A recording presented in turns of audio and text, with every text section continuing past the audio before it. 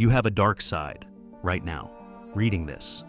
There's a part of you that you've been taught to suppress, to be ashamed of, to pretend doesn't exist. A part that's selfish, aggressive, destructive, power-hungry. A part that wants what it wants without apology. And you've spent your entire life trying to kill it, to be a good person, to be nice, to be acceptable, to be the version of yourself that society approves of. But here's what nobody told you.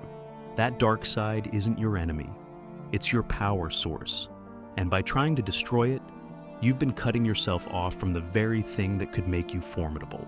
Friedrich Nietzsche understood something that modern culture has completely forgotten. Your darkness isn't something to be eliminated. It's something to be harnessed, integrated, channeled into something powerful. He didn't believe in being a good person in the conventional sense. He believed in being a complete person, which means acknowledging and using every part of yourself, including the parts that make nice people uncomfortable. The sanitized, domesticated, perpetually pleasant version of you that society wants. That's not your authentic self. That's a neutered version designed to make you safe, compliant, and weak. Your authentic self includes the rage, the ambition, the ruthlessness, the desire for dominance. And until you stop running from those parts and learn to harness them, you'll never access your full power. Today I'm going to show you how to do what Nietzsche understood, how to integrate your shadow, harness your darkness, and become dangerously whole. This isn't about becoming evil, this is about becoming strong. Let's begin. The first truth. Your anger is power, waiting to be directed. Let's start with the most obvious element of your dark side, anger. You've been taught that anger is bad, that good people don't get angry, that being angry means you're out of control, immature, or toxic. Nietzsche would say that's complete nonsense designed to keep you weak. Anger is power, raw, undiluted power. It's energy, it's fuel, it's your system telling you that something needs to change and giving you the force to change it. But modern culture has trained you to suppress it, to feel guilty about it, to apologize for it. You're supposed to be calm and rational and measured at all times. Any display of anger is seen as a loss of composure, a failure of emotional regulation. This is domestication. This is society neutering you. Because angry people are dangerous. Angry people push back. Angry people don't accept the status quo. Angry people change things. So they've taught you that your anger is the problem, that you need to manage it, meditate it away, talk it out until it disappears. They've convinced you that the goal is to not feel angry. But here's what Nietzsche understood. The goal isn't to eliminate anger. The goal is to harness it, to use it, to channel that raw energy into purposeful action. Think about the things you're angry about right now. Maybe you're angry about how you've been treated. Maybe you're angry about your current circumstances. Maybe you're angry about wasted potential, missed opportunities, or people who've underestimated you. That anger is information and fuel. It's telling you what needs to change, and it's giving you the energy to change it, but only if you stop being ashamed of it and start using it. The weak response to anger is suppression. Pretend you're not angry. Tell yourself you shouldn't feel this way.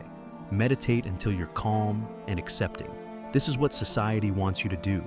Stay calm, stay manageable, stay weak. The strong response to anger is direction. You're angry about your circumstances? Good. Use that anger as fuel to change them. You're angry about how someone treated you? Good. Use that anger to set boundaries and demand better. You're angry about your own past failures? Good. Use that anger to drive you to succeed now.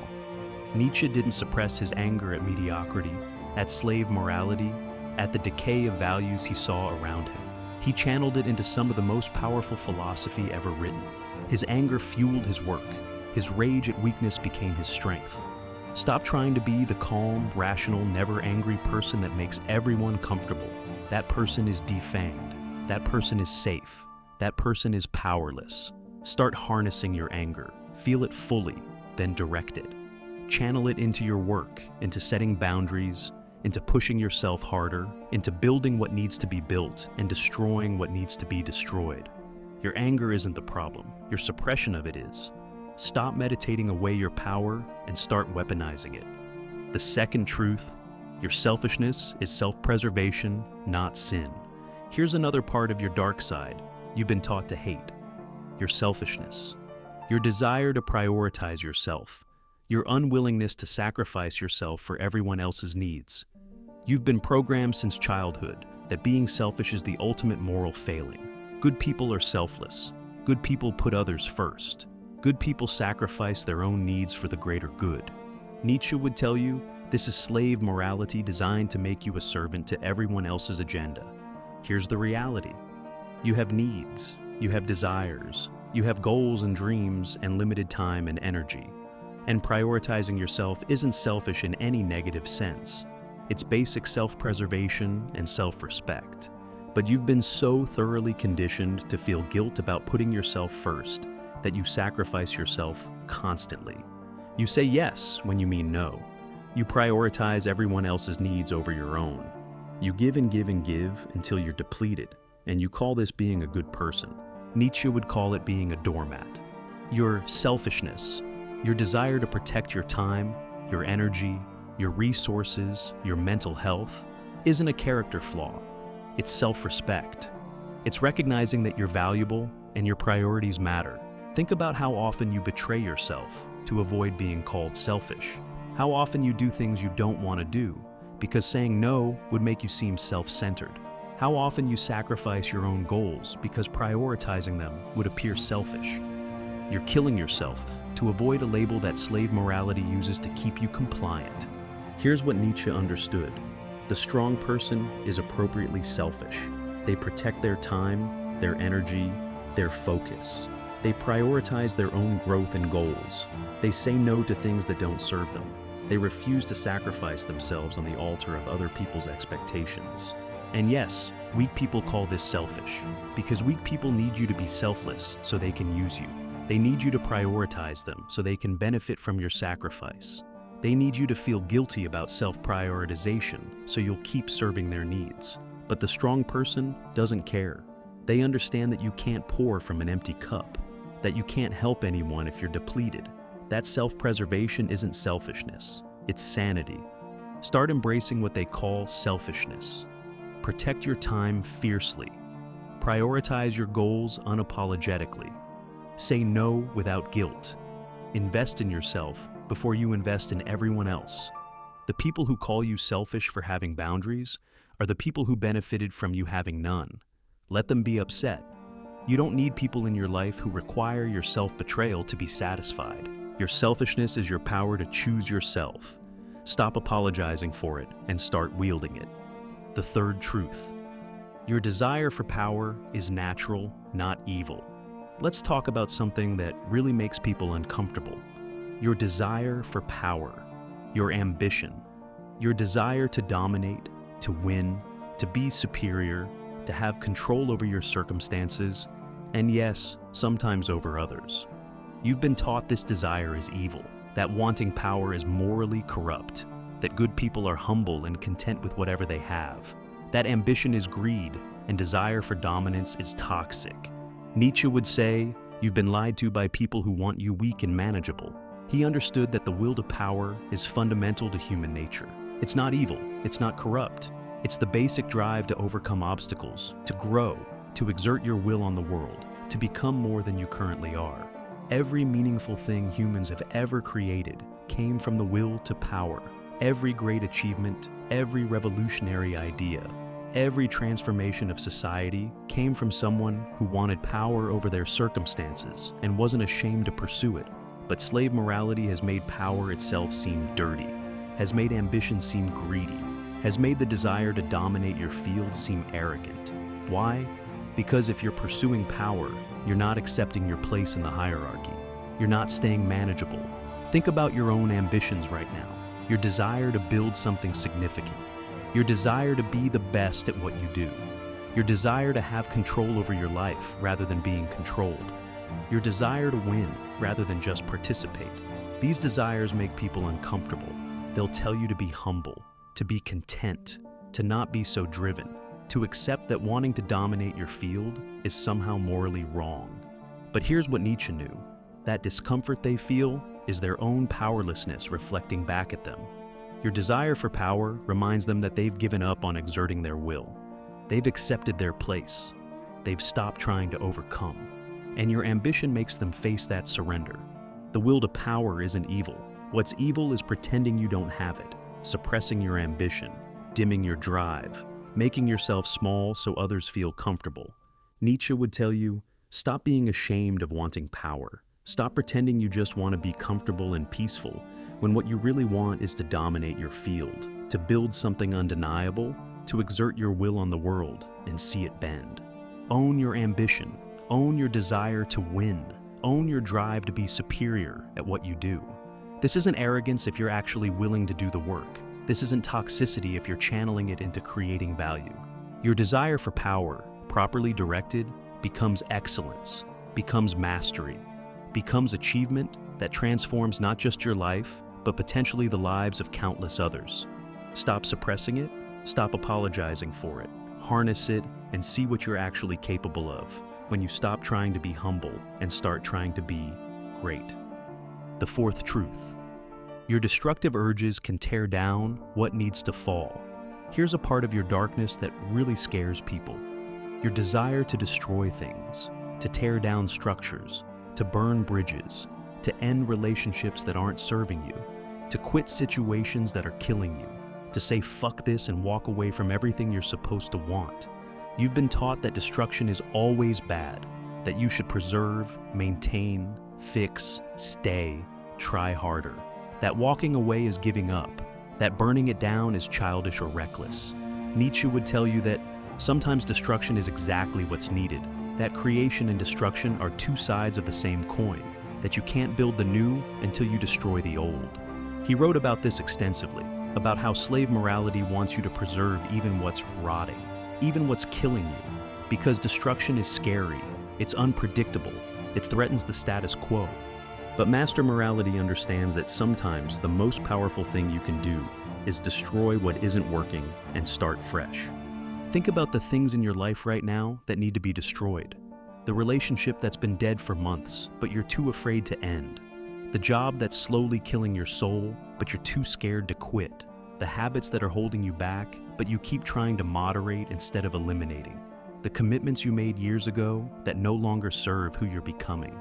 Your destructive urges are telling you what needs to go, but you've been taught to suppress that impulse, to try to fix it, to stay, to preserve, to be responsible and mature and sensible. But staying in what's killing you isn't mature. It's cowardice disguised as responsibility. Nietzsche would say, have the courage to destroy what needs to be destroyed. Burn the bridge that leads somewhere you don't want to go. End the relationship that's draining your life force. Quit the path that's taking you somewhere you don't want to be. Yes, destruction creates chaos. Yes, it's uncomfortable. Yes, people will call you reckless or impulsive or irresponsible. But creation requires destruction. You can't build your real life until you destroy the fake one you've been performing.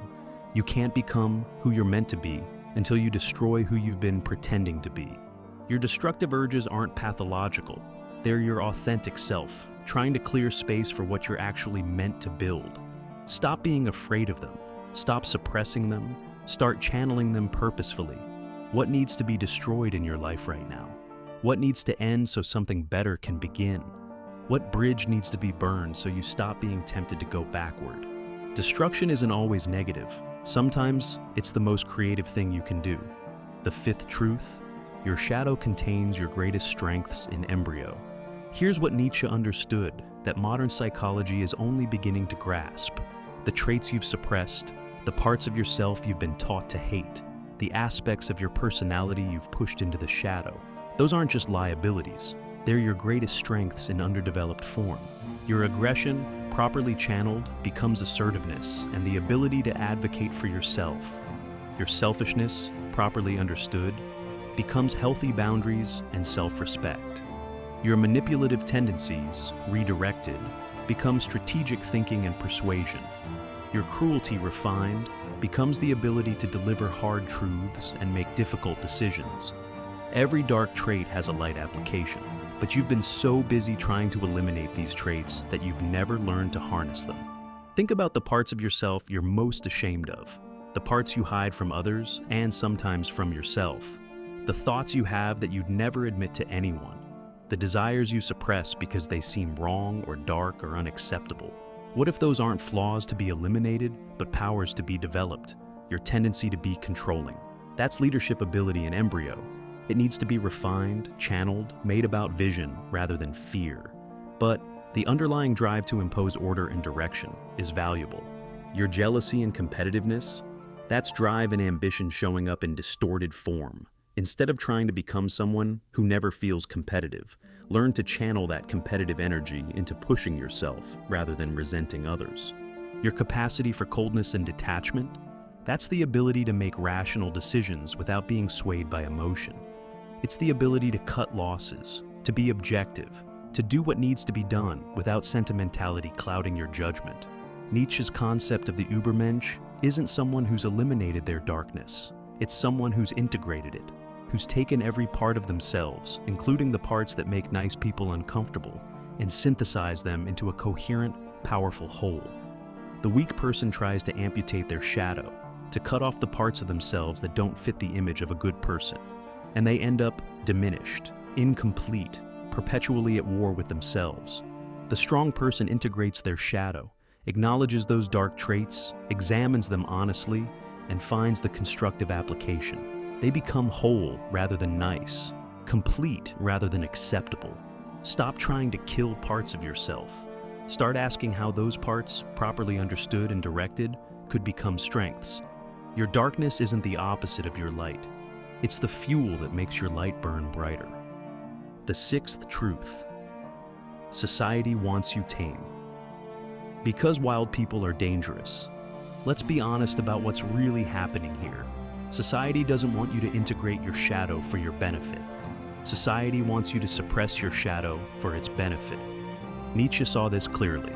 The herd is terrified of people who've embraced their full nature, who aren't ashamed of their ambition, their anger, their selfishness, their desire for power, who don't care about being nice and just want to be real. Why? Because those people can't be controlled. They don't conform. They don't stay in their lane.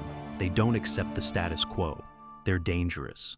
So from the moment you're born, you're being domesticated, tamed, taught to suppress anything that makes you difficult to manage. Your anger is reframed as a problem. Your ambition is called greed. Your selfishness is made into a sin. Your desire for power is painted as evil. And you absorb these messages. You internalize them. You start policing yourself. You become your own jailer, suppressing and judging parts of yourself that society has deemed unacceptable. But here's what you need to understand. The parts of you that society most wants suppressed are often the parts that would make you most powerful. Your anger gives you the force to change things. Can't have that. Your ambition threatens the hierarchy. Can't allow that. Your selfishness means you won't sacrifice yourself for the collective. Unacceptable. Your desire for power means you won't accept your place. Dangerous. So they've trained you to feel guilty about the very traits that would make you formidable. And most people never figure this out. They spend their entire lives trying to be the good, tame, acceptable version that society approves of. And they die having never accessed their full power because they were too busy being good. Nietzsche would tell you, stop being good, start being whole, stop being acceptable, start being authentic, stop being tame, start being dangerous. Not dangerous in the sense of harming innocent people. Dangerous in the sense that you can't be controlled. You can't be shamed into compliance. You can't be guilt-tripped into suppressing yourself. You're integrated, whole, and operating from your full power. That version of you terrifies the herd, which is exactly why you should become it. The path forward. Integration, not elimination. So here's what you need to understand about harnessing your dark side. This isn't about becoming evil. This isn't permission to be a selfish asshole who hurts people. This is about integration, not elimination. Nietzsche's path to true strength isn't about killing your darkness. It's about incorporating it into a more complete version of yourself. Your anger exists. Denying it doesn't make it go away. It makes it leak out in passive-aggressive ways or build until it explodes. But integrating it means acknowledging it, understanding what it's telling you, and channeling it into purposeful action.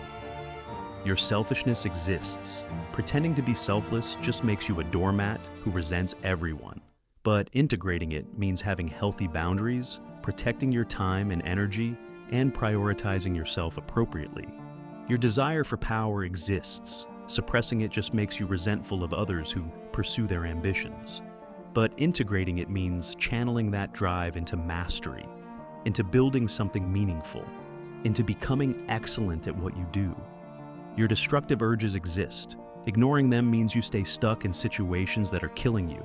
But integrating them means having the courage to end what needs to end so you can build what needs to be built. This is the work that Nietzsche was pointing toward. Not becoming a saint who's transcended all darkness, but becoming a complete human being who's integrated all aspects of themselves into a coherent whole. The process starts with honesty. Stop pretending you don't have these dark traits. Stop being ashamed of them. Acknowledge them. Look at them clearly. Then ask, what is this trait trying to tell me? What need is it serving? What would the constructive application of this energy look like? Your anger might be telling you that you've accepted unacceptable treatment for too long. The constructive application is setting boundaries and demanding better. Your selfishness might be telling you that you've been sacrificing yourself to the point of depletion. The constructive application is appropriate self-prioritization. Your desire for power might be telling you that you're capable of more than you're currently attempting. The constructive application is ambitious pursuit of mastery. This is the path. Not elimination of your shadow, but integration of it. Not becoming nice, but becoming whole. Not being tame, but being complete. Nietzsche's warning. The cost of staying split. Let me tell you what happens if you don't do this work. If you keep suppressing, denying, and trying to eliminate your dark side. You stay weak. Not weak in the sense of being kind or gentle. Weak in the sense of being incomplete.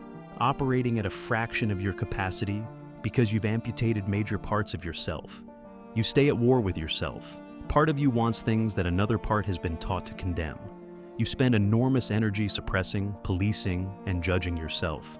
Energy that could be going toward actually building something. You stay resentful of people who pursue their ambitions without shame, of people who prioritize themselves without guilt, of people who've integrated their darkness and become powerful while you're still trying to be good. You stay powerless. Because power requires access to all of yourself. Your anger, your ambition, your ruthlessness, your willingness to destroy what needs destroying. Without those, you're fighting with one hand tied behind your back. And at the end of your life, you realize you never became who you were capable of becoming. Because you spent your whole life trying to be who society said you should be. Trying to be good instead of whole. Trying to be acceptable instead of authentic. That's the cost. That's what Nietzsche was trying to save you from. The alternative, become dangerously whole. The alternative is what Nietzsche called self-overcoming, becoming more than you currently are by integrating everything you currently are. This means acknowledging your darkness, your anger, your selfishness, your ambition, your destructive urges, all of it. Looking at it honestly without judgment, then learning to harness it, to direct it, to use it as fuel rather than fighting it as an enemy. The person who's done this work is formidable. They're not trying to be nice or good or acceptable. They're just completely themselves, all of themselves, the light and the dark integrated into a coherent whole. They're angry when anger is appropriate, and they use it to create change. They're selfish enough to protect their own well-being and priorities. They're ambitious without apology. They're willing to destroy what needs destroying. They're whole. And yes, they make comfortable people uncomfortable, because integrated people are dangerous to a system built on keeping people split and manageable. But they're also powerful, free, authentic, operating from their full capacity instead of a neutered fraction of it. That's what's available to you. Not by eliminating your darkness, but by embracing it. Not by becoming a saint, but by becoming whole. Not by being good, but by being complete. Nietzsche's path to true strength isn't about transcending your nature. It's about integrating all of your nature into something powerful and coherent. Stop fighting yourself. Stop amputating parts of yourself to be acceptable. Stop being ashamed of the parts of you that make nice people uncomfortable. Start integrating. Start harnessing. Start becoming dangerously whole. Your darkness isn't your enemy, it's your power source. Stop trying to kill it and start learning to use it. That's the path. That's the work. That's how you harness your dark side and become truly strong. Now, go become what you're capable of becoming. All of it, light and dark, integrated and whole. The world doesn't need more nice people. It needs more complete people. Become complete.